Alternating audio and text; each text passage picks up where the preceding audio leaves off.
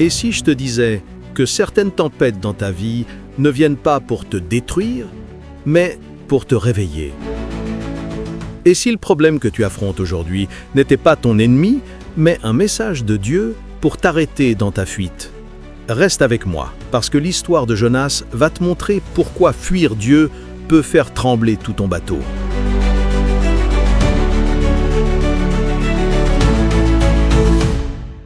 Il y a des moments dans la vie où l'on croit pouvoir fuir ce que Dieu nous dit. On se dit « je vais m'éloigner un peu, je vais prendre un autre chemin, je vais faire les choses à ma façon ». Mais l'histoire de Jonas nous réveille une vérité que peu de personnes veulent affronter. Quand on fuit Dieu, ce n'est pas seulement nous qui courons vers le problème, c'est souvent tout notre entourage qui en paie le prix. Laisse-moi te raconter cette histoire non pas comme un récit ancien, mais comme un miroir.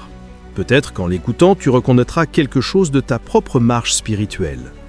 Tout commence quand Dieu parle à Jonas et lui confie une mission claire, aller à Ninive, une ville perdue dans la violence, et proclamer un message de repentance. Mais Jonas, au lieu de dire oui, décide de dire non. Il fuit. Il descend à Jaffa, il trouve un bateau pour Tarsis, littéralement la direction opposée de ce que Dieu lui a demandé. Et tu sais, fuir Dieu n'est pas toujours changer de pays. Parfois, c'est éviter une conversation qu'on doit avoir, remettre à plus tard un appel qu'on ressent, repousser une vérité qu'on ne veut pas affronter. Quand on fuit, on descend. Exactement comme Jonas qui descend vers le port, puis dans le bateau, puis dans la cale. La fuite mène toujours plus bas. Et pendant que Jonas dort, Dieu l'arrête. Il ne l'écrase pas, il ne le détruit pas, mais il envoie une tempête. Une tempête tellement forte que les marins, pourtant habitués aux vagues, commencent à paniquer. Et voilà la partie de l'histoire qu'on oublie souvent. La tempête n'était pas pour les marins, elle était pour Jonas.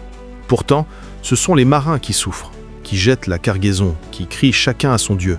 Parce que oui, la désobéissance d'un seul peut faire trembler tout un bateau. Tout comme Akan dans le livre de Josué avait fait perdre tout Israël, il arrive que nos choix éloignés de Dieu créent des secousses dans la vie de ceux qui nous aiment. Une famille qui souffre à cause de l'orgueil d'un père, une relation détruite par la fuite émotionnelle de l'un, des enfants qui paient le prix des décisions d'un adulte. L'impact est réel.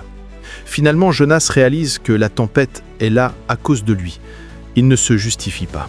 Il dit simplement « c'est de ma faute ». Parfois, la plus grande délivrance commence au moment où l'on arrête de blâmer et où l'on dit enfin « Seigneur, c'est moi ».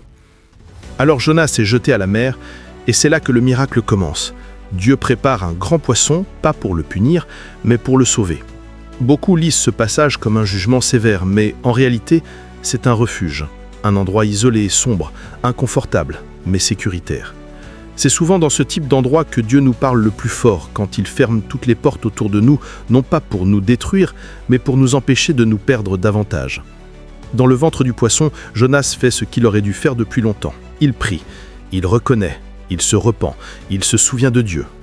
Et même dans cet endroit inattendu, Dieu répond. Parce que peu importe où la désobéissance nous a menés, la repentance ouvre toujours une porte.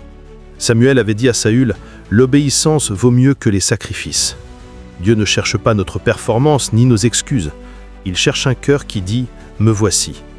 Après 3 jours, le poisson recrache Jonas sur la terre ferme. Et lorsque Dieu lui parle à nouveau, le message est exactement le même. « Va à Ninive ». Parce que même si nous faisons des détours, Dieu ne change pas de plan pour nous. Alors Jonas obéit. Il marche dans la ville, il annonce le message, et quelque chose d'extraordinaire se produit. Tout un peuple, du roi jusqu'au dernier serviteur, se repent. La ville la plus violente du temps devient la ville la plus humble. Voilà ce que Dieu peut faire quand une seule voix obéit. Mais l'histoire ne s'arrête pas là. Après la repentance de Ninive, Jonas se met en colère. Pourquoi ? Parce que Dieu pardonne. Jonas voulait la justice, pas la miséricorde. Il voulait voir Ninive détruite, pas transformée. Et là, Dieu lui révèle quelque chose d'essentiel. Le cœur du problème n'était pas Ninive, c'était Jonas lui-même.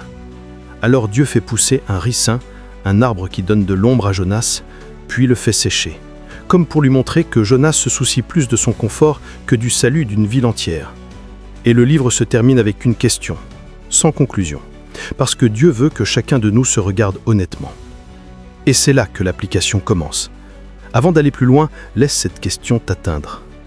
Quelles sont les zones de ta vie où tu fuis Dieu? Peut-être que c'est un appel que tu repousses depuis des années, peut-être une relation à restaurer, peut-être un pardon que tu refuses, peut-être un péché que tu gardes caché, peut-être une vérité que tu n'oses pas regarder. Dieu ne te demande pas d'être fort, il te demande d'être vrai. Et dès que tu identifies une zone de fuite, ne la cache pas. Apporte-la immédiatement à Dieu.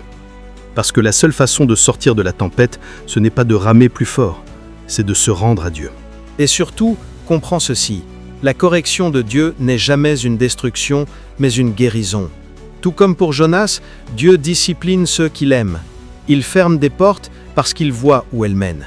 Il arrête des relations parce qu'il t'évite une chute plus grande.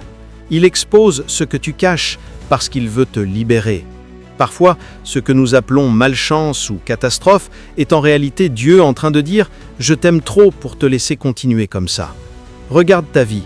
Combien de fois Dieu t'a sauvé en t'arrêtant? Combien de fois un échec t'a protégé? Combien de fois une perte t'a repositionné? Dieu n'est pas contre toi. Même sa correction est une preuve d'amour. Au fond, l'histoire de Jonas nous montre ceci. Fuir Dieu amène des tempêtes. Revenir à Dieu amène la paix. Et obéir à Dieu amène la transformation. Non seulement en nous, mais aussi autour de nous. Dieu n'a pas abandonné Jonas, même dans sa fuite. Et il ne t'abandonnera pas non plus. Alors, avant de finir, laisse-moi prier pour toi. Seigneur, regarde chaque personne qui écoute ce message. Révèle les zones où nous fuyons ta voix. Donne-nous le courage d'obéir, la force de revenir et l'humilité de reconnaître nos erreurs. Transforme nos tempêtes en salle de réveil, nos brisements en lieu de restauration. Comme tu as relevé Jonas, relève-nous. Comme tu as donné une seconde chance à Ninive, donne-nous une seconde chance. Que ta volonté soit plus forte que nos peurs. Amen. Et maintenant, c'est ton tour. Dans quel domaine de ta vie veux-tu que Dieu t'aide à arrêter de fuir? Écris-le en commentaire, même un mot suffit. Je lirai chaque commentaire et je prierai pour toi personnellement. Que Dieu vous bénisse et à très bientôt.